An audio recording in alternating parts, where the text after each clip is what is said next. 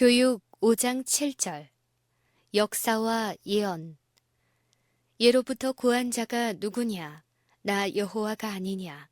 나 외에 다른 신이 없나니? 이사야 45장 21절.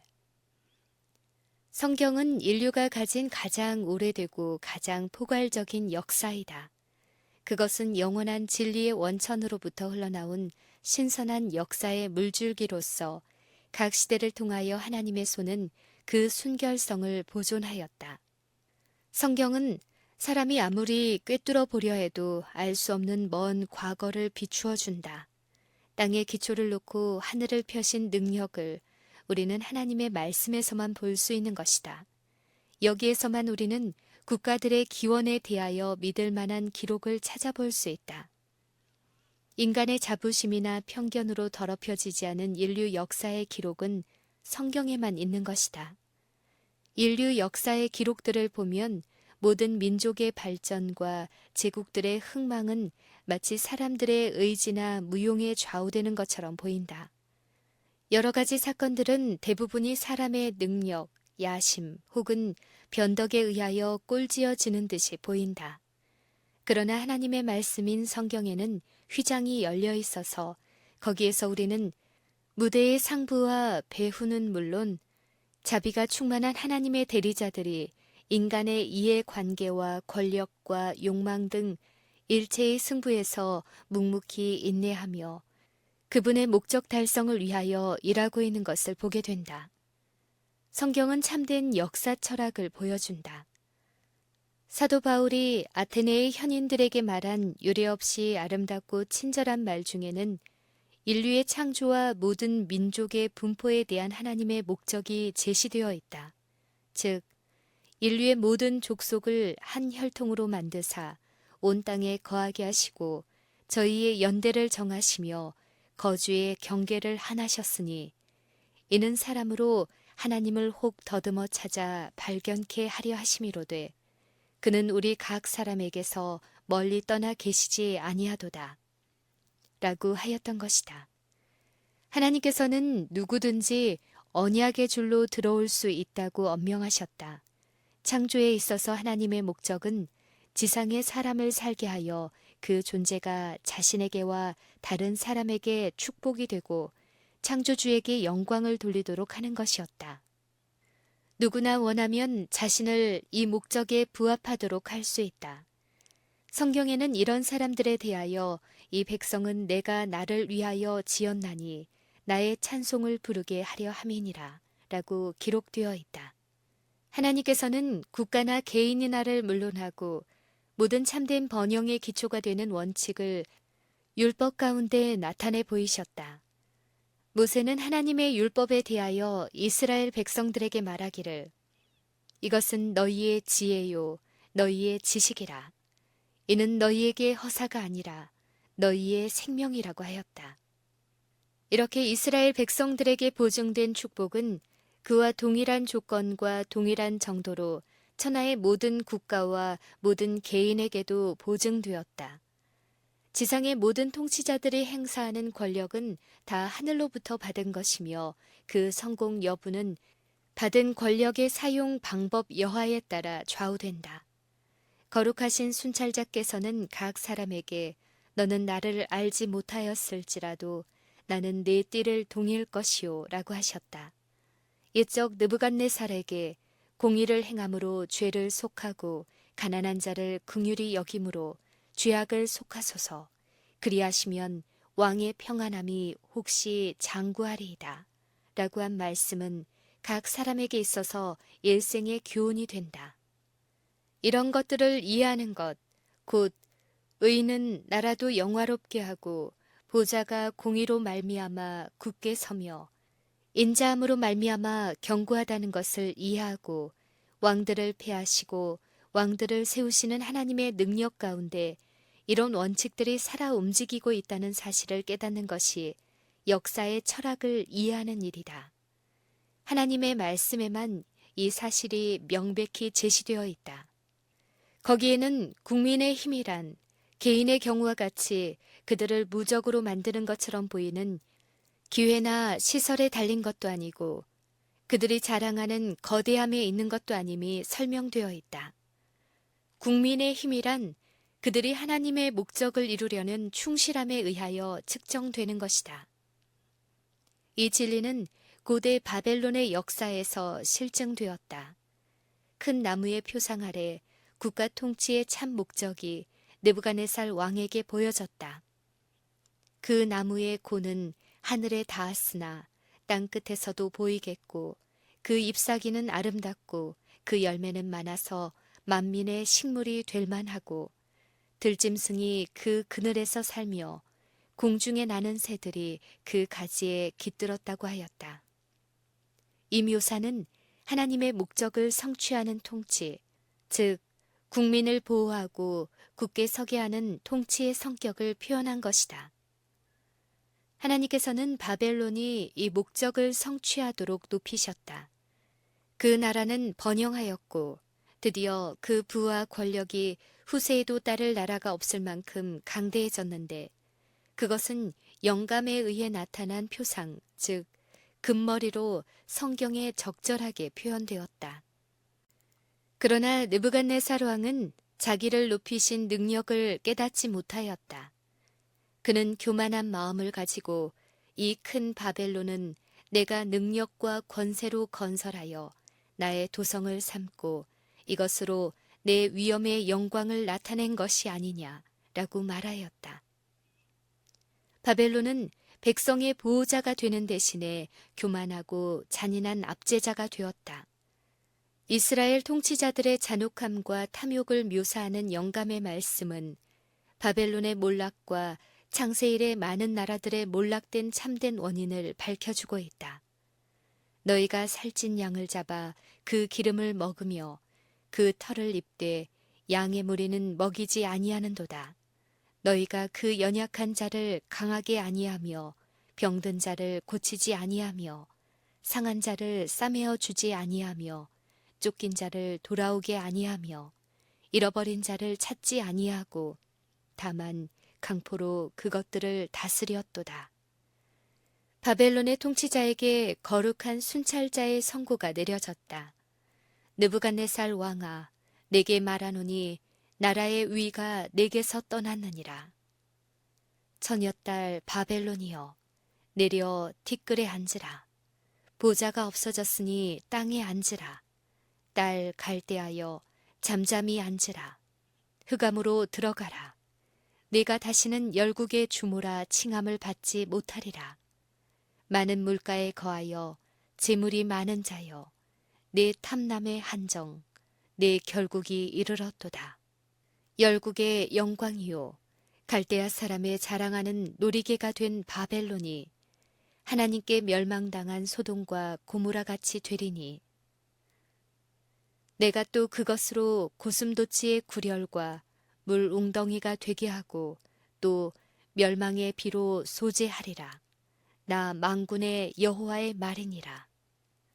활동 무대에 등장했던 각 나라들은 순찰자요 거룩한 자이신 하나님의 목적을 성취하는지 하지 않는지를 보이기 위하여 지상의 각 자리를 차지하도록 허락된 것이다. 예언은 세계의 대제국들 곧 바벨론, 메데바사, 헬라, 그리고 로마의 흥망을 묘사하였다. 약소국들과 마찬가지로 이들 각 나라에서도 역사는 반복되었다. 나라마다 그 시험 기간이 있었고 모두 시험에 떨어졌고 그 영광은 쇠하였고 권력이 떠났으며 그 자리는 다른 나라에 의해 차지당하였다. 나라들이 하나님의 원칙을 배척하고 이 배척으로 멸망을 자초하였을지라도 하나님의 지배하시는 목적은 그 나라들의 모든 움직임을 통하여 이루어지고 있다는 사실이 나타났다.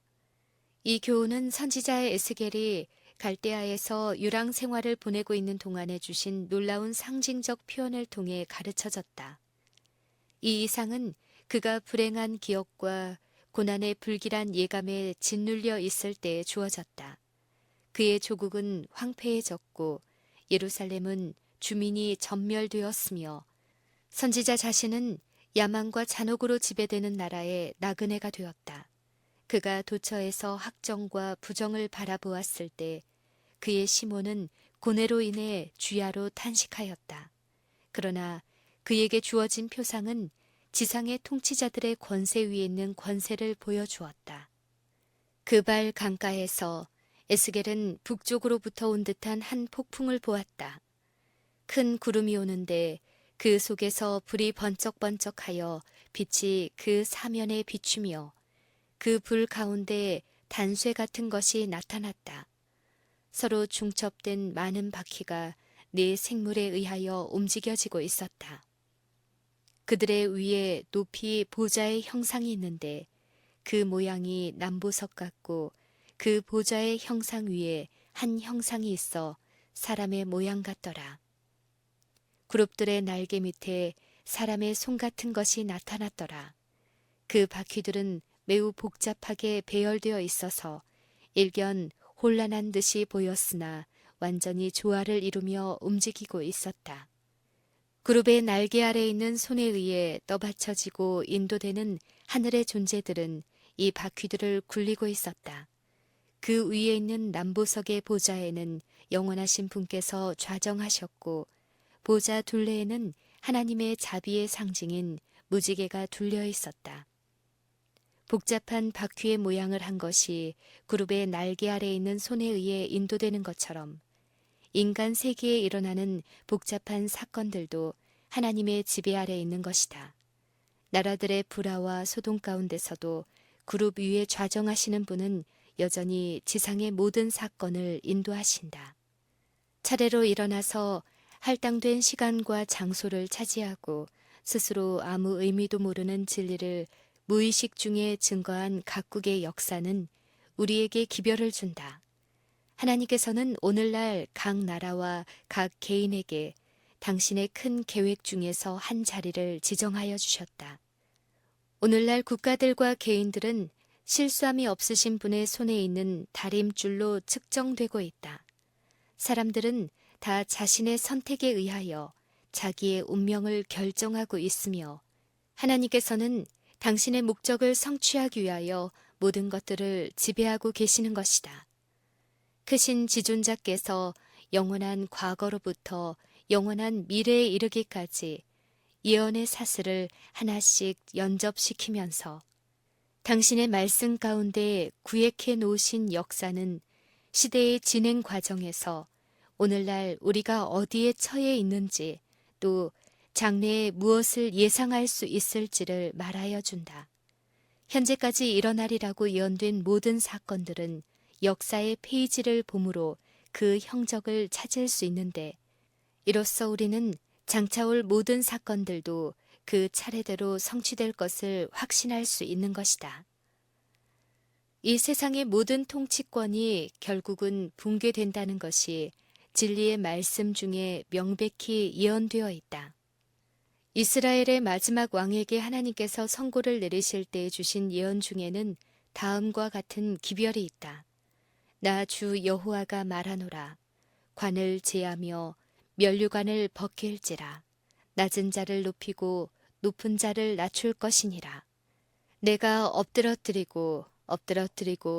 엎드러뜨리려니와 이것도 다시 잊지 못하리라. 마땅히 얻을 자가 이르면 그에게 주리라. 에스겔 21장 26절 27절. 이스라엘에서 벗겨진 왕관은 바벨론, 메데바사, 헬라, 로마의 순으로 계속 넘어갔다. 하나님께서는 이것도 다시 잊지 못하리라. 마땅히 얻을 자가 이르면 그에게 주리라고 하셨다. 그때가 가까이 왔다. 시대의 징조들은 우리가 크고 엄숙한 사건의 문턱 위에 와 있는 것을 말하여 준다. 우리가 사는 세상의 모든 정세는 동요되고 있다. 그리스도의 재림 전에 일어날 사건들에 대한 구주의 예언이 우리의 목전에서 성취되고 있다. 난리와 난리 소문을 듣겠으나 민족이 민족을 나라가 나라를 대적하여 일어나겠고 처처에 기근과 지진이 있으리라. 현대는 모든 사람들이 관심을 많이 가지는 시대이다. 통치자나 정치가들, 책임과 권위의 지위에 있는 사람들, 또 모든 계급의 지각 있는 사람들은 주위에서 일어나고 있는 사건들에 관심을 집중시키고 있다. 그들은 국가들 사이에 긴장되고 불안한 관계를 주목하고 있다. 그들은 세상의 모든 요소를 점유하고 있는 고조된 긴장감을 보고 거기에 무슨 결정적 대사건이 일어나려고 한다는 것, 즉 세상이 이제 말할 수 없는 위기에 직면하게 된 것을 인식한다. 천사들은 장차의 운명에 대하여 세상이 경고를 다 받을 때까지 투쟁의 바람이 불지 못하도록 억제하고 있다. 그러나 이제 폭풍이 모여들어 지상에서 폭발하려고 하고 있다. 하나님께서 천사들에게 그 바람을 놓으라고 명하실 때 세상에는 표현할 수 없을 만큼 큰 전란의 광경이 전개될 것이다. 성경만이 이런 일에 대해 올바르게 관찰할 수 있게 해준다. 거기에는 세상 역사의 최후에 있을 큰 광경, 즉 이미 그 그늘을 먼저 들이우고 실물이 가까이 오는 소리에 땅을 떨게 하여 사람들의 마음을 두려움으로 사로잡는 사건들이 나타나 있다. 여호와께서 땅을 공허하게 하시며 황무하게 하시며 뒤집어 엎으시고 그 거민을 흩으시리니 이는 그들이 율법을 범하며 율례를 어기며 영원한 언약을 파하였음이라. 그러므로 저주가 땅을 삼켰고 그 중에 거하는 자들이 정죄함을 당하였고 솟구치는 기쁨이 그치고 즐거워하는 자의 소리가 마치고 수금 타는 기쁨이 그쳤으며. 이사야 24장 1절부터 8절. 오호라 그날이여 여호와의 날이 가까웠나니 곧 멸망같이 전능자에게로서 이르리로다. 씨가 흙덩이 아래서 썩어졌고 창고가 비었고 곡간이 무너졌으니 이는 곡식이 시들었음이로다. 생축이 단식하고 숫대가 민망해하니 이는 꼴이 없음이라. 양떼도 피곤하도다. 포도나무가 시들었고 무화과나무가 말랐으며 석류나무와 대추나무와 사과나무와 및 밭의 모든 나무가 다 시들었으니 이러므로 인간의 희락이 말랐도다. 요엘 1장 15절에서 18절, 12절. 내 마음속이 아프고 답답하여 잠잠할 수 없으니 이는 나의 심령 네가 나팔 소리와 전쟁의 경보를 들음이로다. 패망의 패망이 연속하여 온 땅이 탈취를 당하니. 예레미야 4장 19절 20절. 내가 땅을 본즉 사람이 없으며 공중의 새가 다 날아갔으며 내가 본즉 좋은 땅이 황무지가 되었으며 그 모든 성읍이 여호와의 앞 그 맹렬한 진노 앞에 무너졌으니 슬프다 그날이여 비할 데 없이 크니 이는 야곱의 환난의 때가 되미로다마는 그가 이에서 구하여 냄을 얻으리로다. 예레미야 30장 7절. 내 백성아 갈지어다. 네 밀실에 들어가서 네 문을 닫고 분노가 지나기까지 잠깐 숨을 지어다. 이사야 26장 20절. 여호와는 나의 피난처시라고 지존자로 거처를 삼았으므로 화가 내게 미치지 못하며 지향이 내 장막에 가까이 오지 못하리니. 시편 91편 9절 10절. 전능하신 자 하나님 여호와께서 말씀하사 해 돋는 데서부터 지는 데까지 세상을 부르셨도다. 온전히 아름다운 시온에서 하나님이 빛을 발하셨도다. 하나님이 그 백성을 판단하시려고 윗하늘과 아랫 땅에 반포하여 이르시되 나의 성도를 네 앞에 모으라. 하늘이 그 공의를 선포하리니 하나님 그는 심판장이시미로다. 시편 51편 1절 2절 4절 6절. 딸 시온이여 여호와께서 거기서 너를 너희 원수들의 손에서 속량하여 내시리라. 이제 많은 이방이 모여서 너를 쳐 이르기를 시온이 더럽게 되며 그것을 우리 눈으로 바라보기를 원하노라 하거니와 그들이 여호와의 뜻을 알지 못하며 그 모략을 깨닫지 못한 것이라. 미가 4장 10절부터 12절. 나 여호와가 말하노라. 그들이 쫓겨난 자라 하며 찾는 자가 없는 시온이라 한즉 내가 너를 치료하여 네 상처를 낫게 하리라. 내가 포로된 야곱의 장막들을 돌이키고 그 거하는 곳들을 긍휼히 여길 것이라. 예레미야 30장 17절 18절. 그날에 말하기를 이는 우리의 하나님이시라. 우리가 그를 기다렸으니 그가 우리를 구원하시리로다. 이는 여호와시라. 우리가 그를 기다렸으니 우리는 그 구원을 기뻐하며 즐거워하리라. 이사야 25장 9절. 사망을 영원히 멸하실 것이라. 그 백성의 수치를 온 천하에서 제하시리라. 여호와께서 이같이 말씀하셨느니라. 이사야 25장 8절. 우리의 절기 지키는 시온성을 보라. 내 눈에 안전한 처소된 예루살렘이 보이리니 그것은 옮겨지지 아니할 장막이라. 대저 여호와는 우리 재판장이시요 여호와는 우리에게 율법을 세우신 자시요 여호와는 우리의 왕이시니. 이사야 33장 20절에서 22절. 공의로 빈핍한 자를 심판하며 정직으로 세상의 겸손한 자를 판단할 것이며. 이사야 11장 4절. 그때의 하나님의 목적은 성취되고 그분의 나라의 원칙은 해 아래 모든 사람에 의해 존중될 것이다. 다시는 강포한 일이 내 땅에 들리지 않을 것이며 황폐와 파멸이 내 경내에 다시 없을 것이며 내가 내 성벽을 구원이라 내 성문을 찬송이라 칭할 것이라. 이사야 60장 18절. 너는 의로 설 것이며 학대가 내게서 멀어질 것인즉 내가 두려워 아니할 것이며 공포 그것도 너를 가까이 못할 것이라. 이사야 54장 14절. 이런 장엄한 광경을 본 선지자들은 거기 함축된 의미를 깨닫고자 열망하였다. 그들은 연구하고 부지런히 살펴서 자기 속에 계신 그리스도의 영이 어느 시 어떠한 때를 지시하시는지 상고하니라. 이 섬긴 바가 자기를 위한 것이 아니요 너희를 위한 것임이 계시로 알게 되었으니 이것은 복음을 전하는 자들로 이제 너희에게 고한 것이요 천사들도 살펴보기를 원하는 것이니라.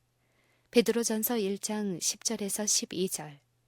장차 일어날 일들에 대한 이런 묘사는 바야흐로 그 성취를 보게 될 접경에 서 있는 우리들에게 얼마나 중대한 의미와 이해관계를 가지고 있는가.